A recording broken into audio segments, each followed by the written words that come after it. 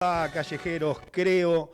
Yo estoy en comunicación ya con el analista internacional Paulo Botta. La tensión entre Israel e Irán alcanzó su punto más peligroso tras los ataques cruzados, y para que podamos entender vamos a hablar con él. Paulo, bienvenido. Sergio Rosso te saluda aquí en Rosca y Casta. ¿Cómo estás?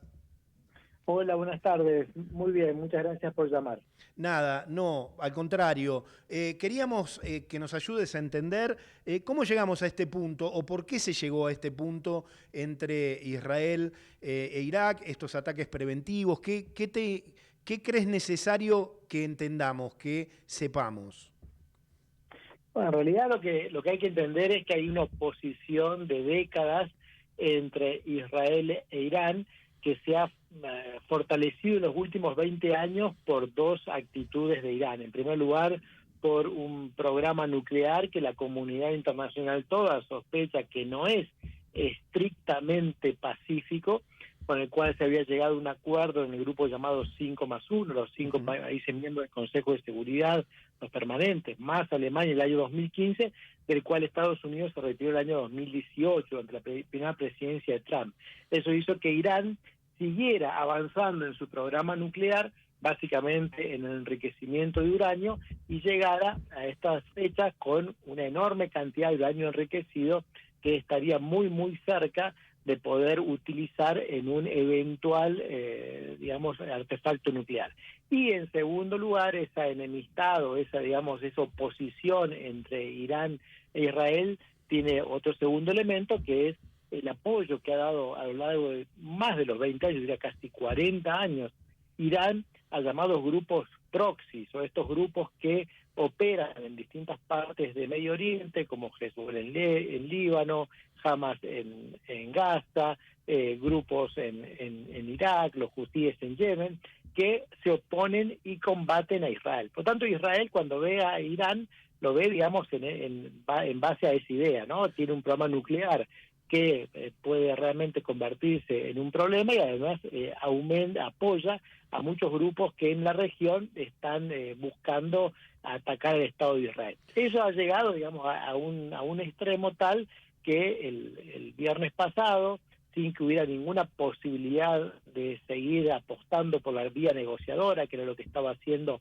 Estados Unidos, Irán, con apoyo de algunos países árabes del Golfo, particularmente con Oman, el primer ministro de Israel decidirá atacar directamente a Irán. No es la primera vez que sucede, es la tercera vez ya en los casi año y medio que hay ataques directos de Irán a Israel, de Israel a Irán, pero es la primera vez donde vemos verdaderamente un ataque en por lo menos 4 áreas: en las instalaciones nucleares iraníes, a los líderes más importantes del establishment de seguridad y defensa de Irán, a científicos iraníes que están involucrados en el programa nuclear, y también a infraestructura de defensa. Por lo tanto, no es un dato menor, es un ataque muy, muy relevante, y lo que estamos viendo ahora es la respuesta de Irán, otros ataques de Israel, y es el momento en el que estamos. Esto no Bien. es una oposición que nació hace 2 minutos,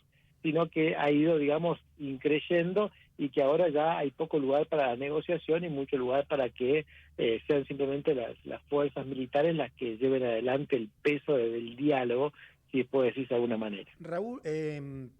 Paulo, ¿por qué por qué ahora el ataque y cómo evaluás la respuesta de Irán?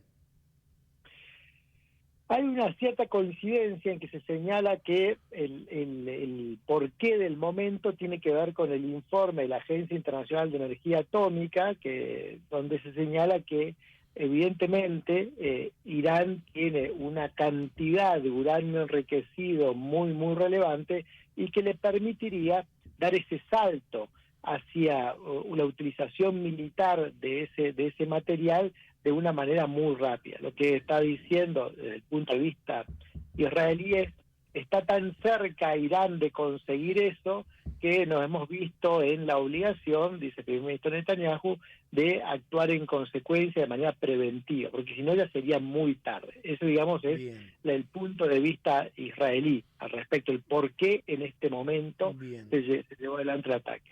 Y la respuesta de Irán es una respuesta que se ha basado en las dos capacidades militares que tiene Irán.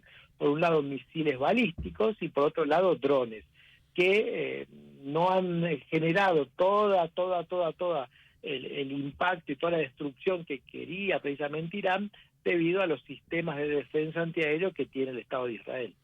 Bien, estoy hablando con Paulo Bota, analista internacional. Quiero preguntarte, ¿qué consecuencias geopolíticas podría tener que un líder como Trump llame públicamente a evacuar Teherán? ¿Se abre la puerta, según tu análisis, según tu mirada, a una intervención directa de Estados Unidos en la guerra? Eso no habría que descartarlo, pero simplemente hay que tener en cuenta que recordemos que Trump hizo una buena parte de su campaña electoral diciendo: yo cuando sea presidente de nuevo, por segunda vez, él decía: yo no voy a iniciar guerras, sino que voy a terminar guerras. Y hacía referencia básicamente a dos conflictos: el conflicto de Ucrania y el conflicto de Gaza. Y además, hace poco más de un mes, en su visita a los países del Golfo, visitó Arabia Saudita, Emiratos Árabes Unidos y Qatar. Una de las cosas que se encargó de repetir es la idea del cambio de régimen desde el exterior. Era lo que hacían los demócratas u otros republicanos, pero no es algo que hago yo. Acá yo lo que quiero es que estos países se desarrollen. Por tanto, ¿es posible que haya una especie de intervención norteamericana? Sería, por supuesto, entre el ámbito de lo posible, pero creo que iría en contra no solamente de lo que dijo Trump en toda su campaña, sino también algo difícil, digamos, de vender, tanto sea para su opinión pública y también muy difícil también para llegar a acuerdos en el Poder Legislativo. Bien, Pablo, y te pregunto, ¿cómo crees que puede afectar esta escalada a la Argentina en términos económicos, comerciales o incluso de seguridad internacional? En términos económicos, lo que vamos a ver es probablemente el impacto que tiene esta crisis en los precios internacionales del petróleo, un aumento más o menos del 10%. Eso más tarde o más temprano termina afectando, ¿no? Los precios de esas commodities internacionales tan relevantes para la economía va a terminar impactando. No, porque no se trata solamente de petróleo, se trata del petróleo, del gas, etcétera, etcétera. También hay un segundo aspecto y es la seguridad marítima se ve afectada. Si uno ve un mapa, ve claramente que no solamente las tensiones en el Mar Rojo, que ya los grupos hutíes apoyados por Irán abiertamente habían generado disrupciones, sino que ahora nos enfrentamos a un conflicto donde puede haber algún tipo de disrupción en las rutas petroleras, rutas marítimas, más que solamente petroleras, el Golfo Pérsico, el Estrecho de Hormuz. Por lo tanto, cualquier tipo, digamos, de flete marítimo internacional va a haber afectado, en el sentido de que los seguros de cualquier exportación que llegue a esos destinos se va a ver incrementado, y eso obviamente también podría afectar nuestro comercio exterior. Esto son cuestiones muy básicas, pero que van a afectar, yo diría, casi todo el mundo. Luego habría que ver específicamente qué impacto puede tener en cada uno de los países de nuestra región, Argentina en particular, pero da la sensación de que el objetivo último hoy por hoy es que el conflicto quede restringido a la región, no que se amplíe. Pero bueno, eso es difícil de establecer. Paulo, te agradezco muchísimo tu participación, clarísimo, nos ayudaste a entender un poco lo que está sucediendo ahí. Te agradezco mucho la comunicación. Por favor, muchas gracias. Quedamos en contacto. Hasta luego. Al contrario, Paulo Bota, analista internacional, aquí en Rosca y Casta.